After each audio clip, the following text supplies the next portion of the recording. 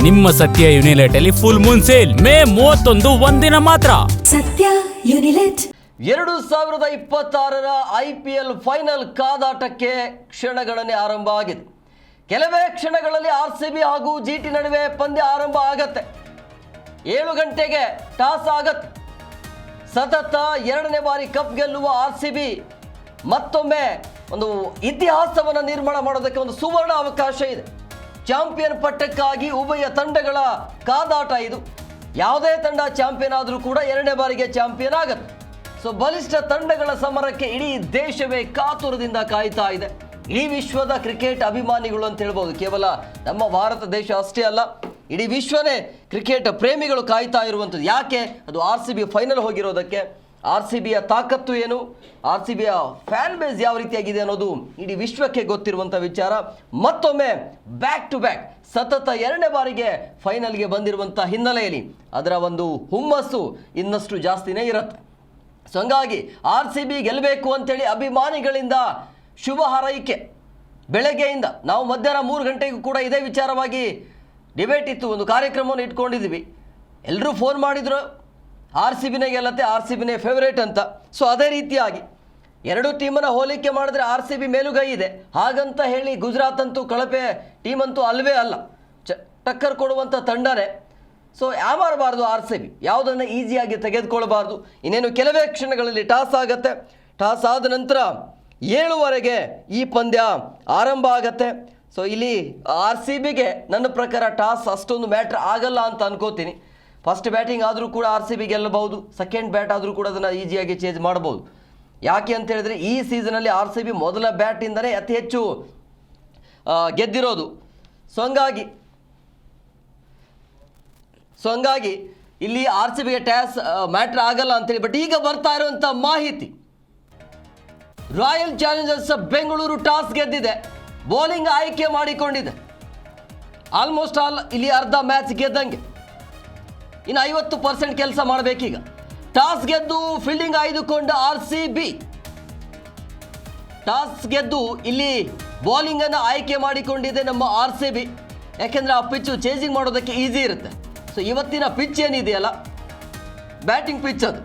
So ಹಂಗಾಗಿ second bat ಮಾಡಿದವರಿಗೆ ಒಂದು ಒಳ್ಳೆ ಅವಕಾಶ ಇರುತ್ತೆ, ಡ್ಯೂ ಬೀಳುವಂಥ ಸಾಧ್ಯತೆ ಇರುತ್ತೆ.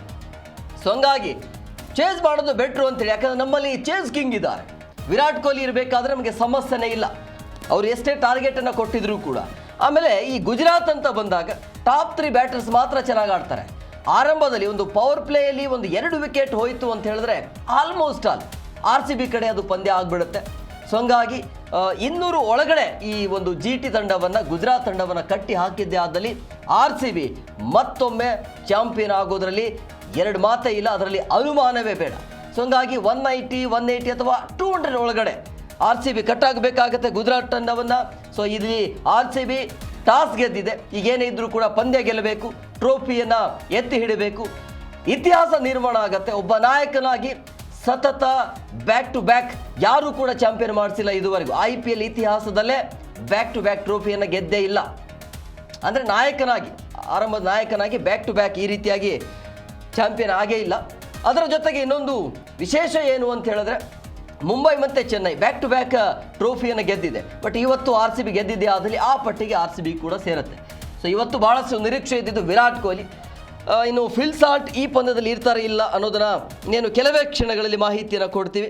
ಪ್ಲೇಯಿಂಗ್ 11 ಬಂದುಬಿಡುತ್ತೆ. ಸೊ ಹಂಗಾಗಿ ಏನು ಹೇಳುತ್ತೆ ಅನ್ನೋದು, ಪ್ಲೇಯಿಂಗ್ 11 ಯಾವ ರೀತಿಯಾಗಿ ಇರಬಹುದು ಅಂಥೇಳಿ. ಸೊ ಇವತ್ತಿನ ಪಿಚ್ ಕಳೆದ ಬಾರಿ ಕ್ವಾಲಿಫೈಯರ್ 1ರಲ್ಲಿ ಏನು ಆಡಿದ್ದಲ್ಲ ಈ GT ವಿರುದ್ಧ, ಅದೇ ಪ್ಲೇಯಿಂಗ್ 11 ಇರುವಂಥ ಸಾಧ್ಯತೆ ಇರುತ್ತೆ. ಸೊ ಹಂಗಾಗಿ ಇನ್ನೇನು ಕೆಲವೇ ಕ್ಷಣಗಳಲ್ಲಿ ಪ್ಲೇಯಿಂಗ್ 11 ಬರುತ್ತೆ. ಅದನ್ನು ಕೂಡ ನಾವು ಡೀಟೇಲ್ ಆಗಿ ನೋಡ್ತಾ ಹೋಗೋಣ. ಆದರೆ ಇಲ್ಲಿ RCB ಟಾಸ್ ಗೆದ್ದಿದೆ, ಅದನ್ನು ಬೌಲಿಂಗ್ ಆಯ್ಕೆ ಮಾಡಿಕೊಂಡಿರುವಂಥ ಹಿನ್ನೆಲೆಯಲ್ಲಿ ಗೊತ್ತಿಲ್ಲ, ಇದು ಒಳ್ಳೆಯದೇ. ಆದರೆ ಈ ಪಿಚ್ಚಲ್ಲಿ ಬ್ಯಾಟಿಂಗ್ ತಗೊಂಡ್ರೂ ಕೂಡ ಒಂದು 220, 230, 230 ರನ್ ಟಾರ್ಗೆಟ್ ಕೊಟ್ಟಿದ್ದೆ ಆದಲ್ಲಿ RCBಗೆ ಕೂಡ ಪ್ಲಸ್ ಆಗ್ತಾಯಿತ್ತು. ಸೊ ಇಲ್ಲಿ ಚೇಂಜಿಂಗ್ ಮಾಡೋದಕ್ಕೆ ಒಳ್ಳೆ ಚಾನ್ಸ್ ಇರುತ್ತೆ ಅಂತ ಹೇಳಿ. ಅಂದರೆ ಕಳೆದ ಬಾರಿ RCB ಮತ್ತು ಪಂಜಾಬ್ ಇದ್ದಾಗ ಮೊದಲ ಬ್ಯಾಟಿಂಗಲ್ಲಿ ಗೆದ್ದಿತ್ತು, ಬಿಗ್ ಟಾರ್ಗೆಟನ್ನು ಕೊಟ್ಟಿತ್ತು. ಸೊ ಅಲ್ಲಿ ಡಿಪೆಂಡ್ ಮಾಡಿಕೊಂಡಿತ್ತು ಮೊದಲ ಬಾರಿ ಚಾಂಪಿಯನ್ ಆದಾಗ. ಬಟ್ ಈಗ ಚೇಂಜ್ ಮಾಡಿ ನಾವು ಚಾಂಪಿಯನ್ ಆಗ್ತೀವಿ, ಮತ್ತೊಮ್ಮೆ ಇತಿಹಾಸವನ್ನು ನಿರ್ಮಾಣ ಮಾಡ್ತೀವಿ ಅಂಥೇಳಿ. ಸೊ ಇಲ್ಲಿ GTಗೆ ಹೋಮ್ ಗ್ರೌಂಡ್ ಇದೆ, ಇದು ಅಹಮದಾಬಾದ್ ಅಂತ ಬಂದಾಗ ಇನ್ನೊಂದು ವಿಚಾರ BCCI ತಲೆಯಲ್ಲಿ ಇಟ್ಕೊಳ್ಬೇಕು. ಪದೇ ಪದೇ ನರೇಂದ್ರ ಮೋದಿ ಸ್ಟೇಡಿಯಂನಲ್ಲಿ ಇಡೋದು ಒಳ್ಳೆಯದಲ್ಲ. ಈಗ ಅಹಮದಾಬಾದ್ ಇದು ಪ್ಲಸ್ ಪಾಯಿಂಟ್ ಆಗುತ್ತೆ, ಆ ವಿಚಾರವನ್ನು ಮಾಡಬೇಕಾಗತ್ತೆ. ನೆಕ್ಸ್ಟ್ ಟೈಮ್ ಏನಾದರೂ ಹಿಂಗೆ ಆಗಿದ್ದೇ ಆದಲ್ಲಿ ಒಂದು ವೇಳೆ ಫೈನಲ್ ಅಹಮದಾಬಾದ್ ಆರಂಭದಲ್ಲಿ ಈಗ ಕೆಲವೊಬ್ಬರ ವಾದ ಮಾಡಬಹುದು, ಏನು GT ಮೊದಲೇ ಬಂದಿತ್ತಾ ಅಂಥೇಳಿ. ಹಂಗಲ್ಲ, ಅದು ಒಂದು ವೇಳೆ GTಯಲ್ಲಿ ಬಂದಿದೆ ಆದರೆ ಬೇರೆ ಕಡೆಗೆ ಏನಾದರೂ ಶಿಫ್ಟ್ ಮಾಡಬೇಕಾಗತ್ತೆ. ಪ್ರತಿ ವರ್ಷವೂ ಕೂಡ ಅದು GTಗೆ ಪ್ಲಸ್ ಪಾಯಿಂಟ್ ಆಗ್ತಾನೆ ಹೋಗುತ್ತೆ. ಸೊ ಇದರ ಬಗ್ಗೆ BCCI ಯೋಚನೆ ಮಾಡಬೇಕಾಗತ್ತೆ. ಸೊ ಇಲ್ಲಿ ಬೆಂಗಳೂರಲ್ಲಿ ನಡಿಬೇಕಾಗಿತ್ತು ಈ ಒಂದು ಫೈನಲ್ ಕಾದಾಟ. ಅದಕ್ಕೆ ಬೇರೆ ಬೇರೆ ಕಾರಣ ಕೊಟ್ಟು ಅಹಮದಾಬಾದ್ಗೆ ಅದನ್ನು ಶಿಫ್ಟ್ ಮಾಡಿದ್ದಾರೆ. RCB ಅಂತೂ ಟಾಸ್ ಗೆದ್ದಿದೆ. ಇವತ್ತು ಯಾರೆಲ್ಲ ಚೆನ್ನಾಗಿ ಆಡ್ತಾರೆ ಅನ್ನುವಂಥ ಕುತೂಹಲ ಇದೆ. ಸೊ ಯಾರೆಲ್ಲ ಇರ್ತಾರೆ ಪ್ಲೇಯಿಂಗ್ 11, ಆಮೇಲೆ ಇಂಪ್ಯಾಕ್ಟ್ ಪ್ಲೇಯರ್ ಆಗಿ ಯಾರನ್ನು ಹಾಕ್ತಾರೆ ಅನ್ನೋದು RCB ಕಡೆಯಿಂದ.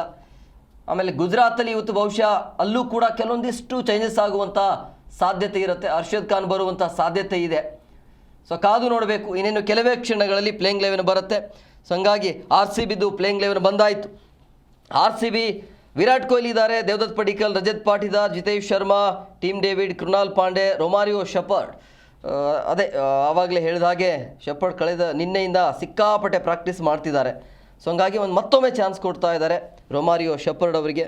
ಸೊ ಹಂಗಾಗಿ ಇಲ್ಲಿ ಶೆಪರ್ಡ್ ಮತ್ತೆ ಬಂದಿದ್ದಾರೆ. ಭುವನೇಶ್ವರ್ ಕುಮಾರ್, ಡಫಿ ಇದ್ದಾರೆ, ಹ್ಯಾಜಲ್ವುಡ್, ರಶಿಕ್ ಸಲಾಮ್ದಾರ್. ಅಂದರೆ ಇಲ್ಲಿ ಒಂದು ಡಫಿ ಮತ್ತು ಹ್ಯಾಜಲ್ವುಡ್ ಇಬ್ಬರು ಫಾಸ್ಟ್ ಬಾಲರ್, ಅದರ ಜೊತೆಗೆ ರಶಿಕ್ ಸಲಾಮ್ದಾರ್, ಭುವನೇಶ್ವರ್ ಕುಮಾರ್. ಆದರೆ ಕಳೆದ ಬಾರಿ ಅಂದರೆ ಕ್ವಾಲಿಫೈರ್ ಒಂದು ಪಂದ್ಯದಲ್ಲಿ ಏನು ಟೀಮ್ ಪ್ಲೇಯಿಂಗ್ 11 ಏನಿತ್ತಲ್ಲ ಅದೇ ಸೇಮ್ ಟು ಸೇಮ್ ಇರೋದು.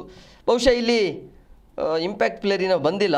ಇಲ್ಲಿ ಏನು ಮೋಸ್ಟ್ಲಿ ವೆಂಕಟೇಶ್ ಬರುವಂಥ ಎಲ್ಲ ಸಾಧ್ಯತೆ ಕಂಡು ಬರ್ತಾ ಇದೆ. ಸಾಲ್ಟ್ ಅಂತೂ ಇಲ್ಲ ಅಂತ ಅನಿಸುತ್ತೆ. ಈ ಪ್ಲೇಯಿಂಗ್ 11 ನೋಡ್ತಾ ಇದ್ದರೆ ಸಾಲ್ಟ್ಗೆ ಅವಕಾಶ ಇಲ್ಲ. ಫಿಟ್ ಇದ್ದಾರೆ, ಬಟ್ ಯಾಕೆ ಚೇಂಜ್ ಮಾಡೋದು ಅಂತ ಅನಿಸುತ್ತೆ ಮೋಸ್ಟ್ಲಿ. ಸೊ ಹಂಗಾಗಿ ಯಾವುದೇ ಕಾರಣಕ್ಕೂ ಚೇಂಜಸ್ ಬೇಡ ಅಂಥೇಳಿ ಅದೇ ಪ್ಲೇಯಿಂಗ್ 11 ಹೋಗ್ತಾ ಇದೆ.